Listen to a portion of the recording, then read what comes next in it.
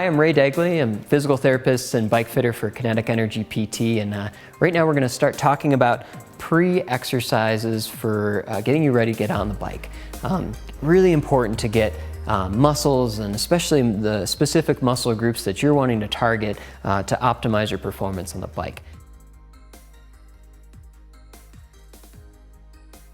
I love the exercise. Especially it addresses both a concentric, eccentric, and isometric phase. The lowering portion of the exercise will ultimately look at control and control the muscle groups, especially the glutes and hamstrings. And then with coming up out of it, we get a nice power phase, and that a little bit more replicates, what's going to happen on the bike, especially trying to engage your glute muscles. Before you start to ride, I'd recommend, 2 rounds of, maybe just 10 of these on each side, just to kind of get things warmed up. I'm going to get into a cycling specific position. So, arms out, butt back, and knees a slight bit bent. What I'm going to do is balance on one leg as I take that opposite leg out and to the side. So almost at a 45-degree angle. I'm going to maintain the position.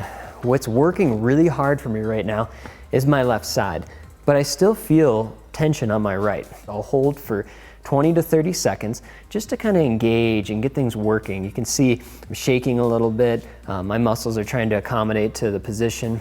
Once I've hit my 20 to 30 seconds, then I'm going to start forcing a little pressure through that back leg, really driving through that glute and hamstring, but in the meantime still really stabilizing really hard on that back leg.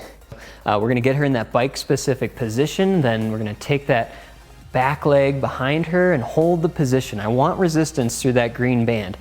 Then we're going to do a little pulse back, driving that back leg behind her even more to engage glute and that hamstring while she's stabilizing through that front leg. And I want 20 to 30 pulses back.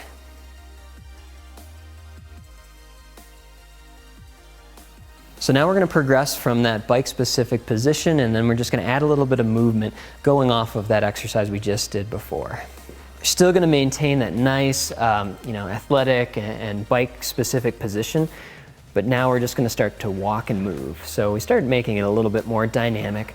Again, I really love that kind of angled out, almost 45-degree angle. It's almost like a backwards skating, like skate skiing type of a motion.